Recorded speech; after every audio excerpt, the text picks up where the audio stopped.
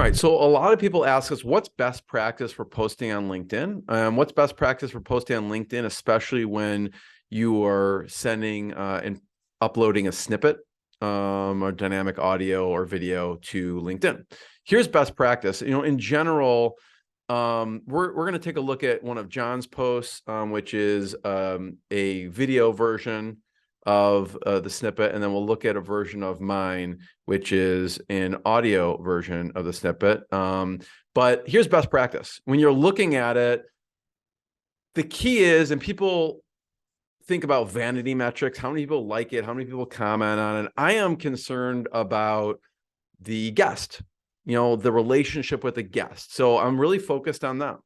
If they see it, if they like it, if they're proud of it, that's what I'm concerned with. And if they share it with their group, that's great. And they're going to share it. And, I'm worried about quality over quantity. So I'm not worried so much about the number of people, but we'll take Charles Benner. So a couple best practices to look at.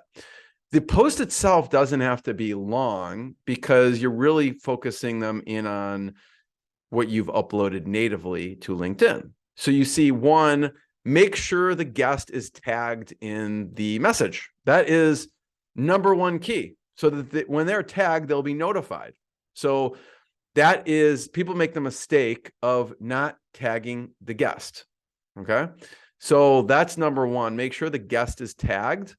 And then again, the hashtags of what you want to rank for. So this makes it searchable in LinkedIn is great. Obviously, we have podcasting, podcast innovation, B2B sales. So things that you want to be searchable. Again, that's not super key. That's just an added bonus. And so you can see it's short. The guest is tagged, and you can see that these hashtags are here. Then our team will create. Again, we tell people, we don't want people spending time and energy. We want them focusing on getting more great guests, building relationships, and running their business. So we want to take everything off the team's plate. So we recommend, obviously, our team can take the snippet, whether it's video or audio version, for you, and we can supply it to your team to post on social media. We will even post on social media for some of our clients too, so they don't have to do any of it. Okay. But you upload it to LinkedIn, and then you can see the next best practice is putting the link to the episode in the comments, right? So full episode here. Okay.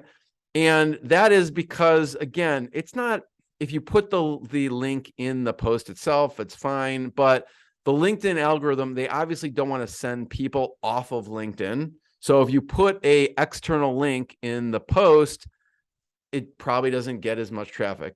I'm sure there's articles out there that talk about this, so I won't get into the ins and outs, but it makes kind of common sense that they don't want to send people off of LinkedIn. So what we have found is putting the full episode in the link in the first comment. Okay. So that's best practice right there. Make sure the person is tagged, and you can even tag a few other people if you want. But make sure the guest is tagged. You have some of these hashtags on here so it makes it searchable, and put the link to the full episode in the comments. And obviously the main thing is spend as little time humanly possible on these elements. If you can have us do it, or so it takes off your and your team's time, that helps. I'll just show you one of mine. And you can see here, great. Yeah, it got 23 likes. It got a couple comments. That's great. But I just want Charles to be proud of this. And that's really the main goal. Make it a shareable asset for Charles, and he's proud of the interview, because that's a great relationship that we want to foster. If you go to mine, here's one that I did with Wes Matthews. Again, the guest is tagged, and then we have a bunch of hashtags here. I just like the look of the audio version of the snippet. John likes the video version. You can see here, there's 558 people, 6 comments, but most importantly, the person who referred this guest to me, Todd Taskey, is on here, and Wes responded. Everything else I don't care as much about, right? I don't care. Great. Like, it got 600 impressions, almost 558 people looked at it. That's fine. But all I'm concerned about is the audience of 1 or 2. Okay. So you can see, boom, mission accomplished. Wes is like, awesome. Thank you. So that's that. If you have questions, but that's best practice, is those 3 things. And you could see the full episode is in the comments right here. Here's the full episode. You know, our team posted this for me. If you have questions about this, but hopefully that helps as far as best practices go, which is those simple things. Tag the guest, make sure you hashtags, put the full episode in here in the comments, and then, you know, create a great snippet. If you have questions, you can go to rise25.com/DA or rise25.com/dynamic audio, goes to the same place, which shows we can do this all for you. And if you're in the member dashboard and you're submitting an episode, you could even select it on an ad hoc basis. And it's not super expensive at all. It's really reasonable. So you can check that in the member dashboard.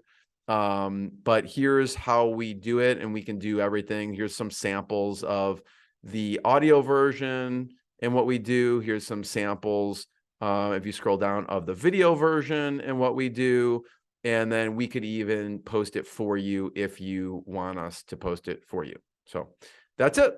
And the best practice, I guess, from the content perspective is we like to keep it between 20 to 60 seconds. And you want to make sure that the guest is talking. Okay.